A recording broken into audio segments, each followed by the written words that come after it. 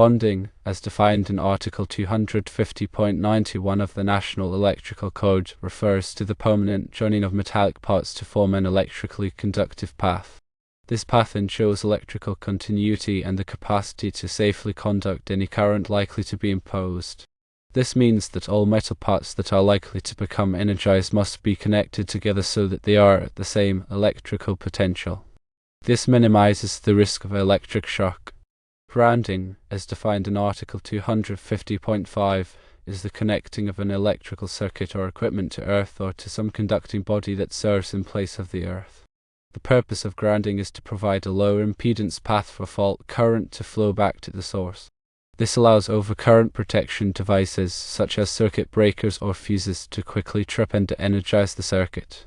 The difference between bonding and grounding is that bonding ensures electrical continuity between metallic parts, while grounding provides a path for fault current to flow back to the source. Both bonding and grounding are essential for electrical safety. Bonding is typically achieved by using bonding jumpers or conductors to connect metallic parts together. These jumpers must be sized according to the National Electrical Code to ensure that they can safely carry the expected fault current. Grounding is typically achieved by connecting the electrical system to a grounding electrode, such as a ground rod or metal water pipe. The grounding electrode must be properly sized and installed to provide a low impedance path to ground. Grounding electrode conductors, or GECs, connect the grounded conductor, typically the neutral and non-current carrying metal parts of equipment, to the grounding electrode. The size of the GEC is determined by the size of the service entrance conductors, as specified in NEC Table 250.66. The purpose of a grounding electrode system is to stabilize voltage to earth during normal operation and to limit the voltage imposed by lightning, line surges, or unintentional contact with higher voltage lines. Grounding helps to ensure personnel safety by reducing the risk of electric shock. Bonding and grounding work together to protect people and equipment from electrical hazards. In a properly bonded and grounded system, a fault current will quickly flow back to the source, causing an overcurrent protection device to trip and energize the circuit. This minimizes the risk of electric shock or fire. Article 250 covers a wide range of topics related to grounding and bonding, including grounding electrode systems, equipment grounding, and bonding of metal parts. Understanding the requirements of Article 250 is essential for anyone who works with electrical systems. Some common misconceptions about bonding and grounding include believing that grounding is only necessary for safety or that bonding is only necessary for metal parts.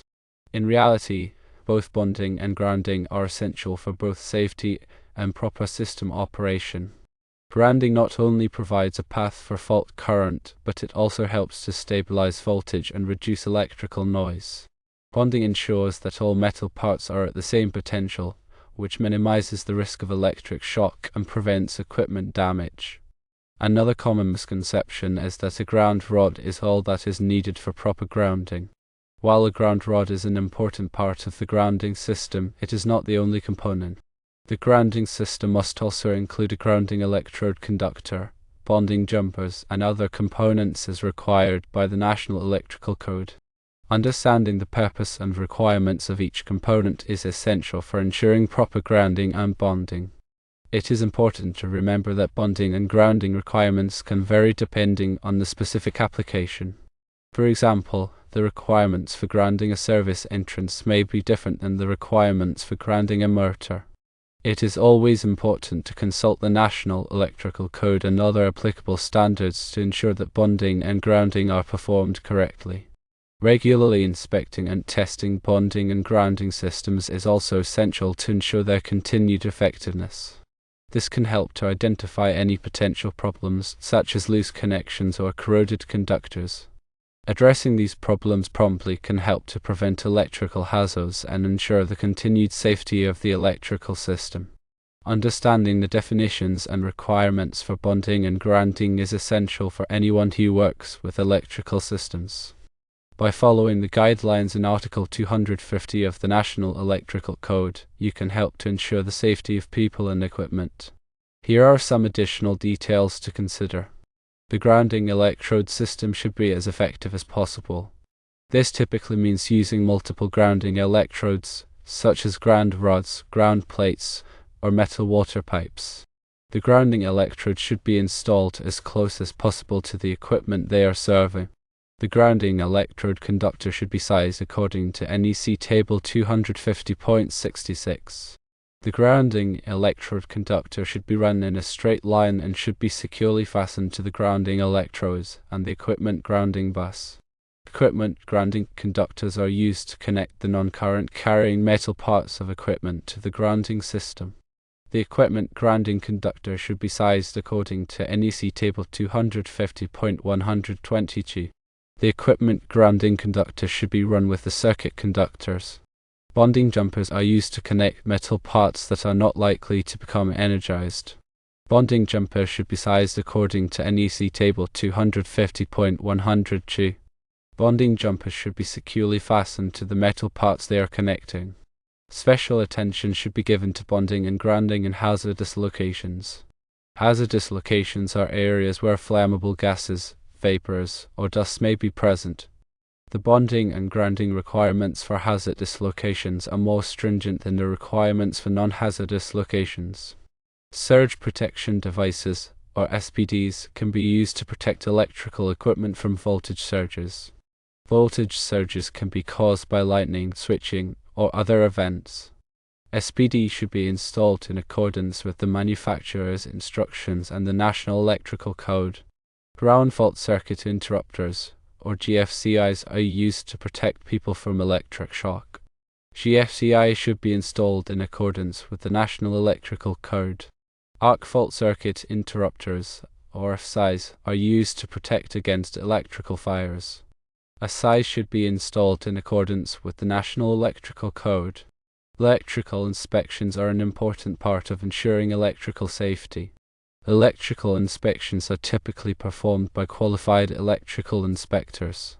Electrical inspectors will check to make sure that the electrical system is installed in accordance with the National Electrical Code and other applicable standards.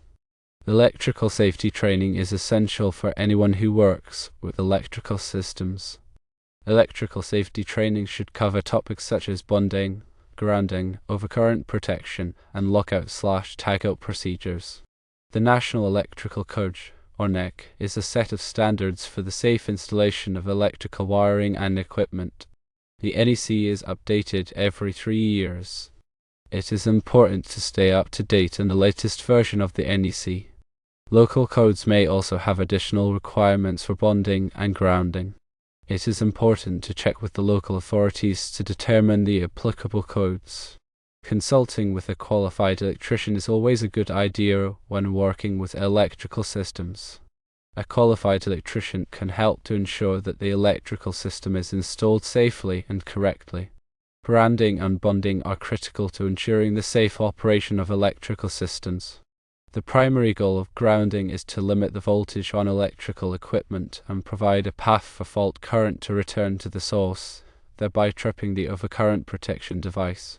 Bonding ensures that all metallic parts are electrically connected, minimizing potential differences and reducing the risk of electric shock. Consider a scenario where a fault occurs within a piece of electrical equipment, causing a live conductor to come into contact with the metal enclosure. Without proper grounding, the enclosure will become energized, posing a significant shock hazard to anyone who touched it. However, with a properly grounded system, the fault current would flow through the grounding conductor back to the source, quickly tripping the circuit breaker or fuse and energizing the circuit. Bonding plays a critical role in this process by ensuring that the metal enclosure is electrically connected to the grounding system. This provides a low impedance path for the fault current to flow, allowing the overcurrent protection device to trip quickly and effectively.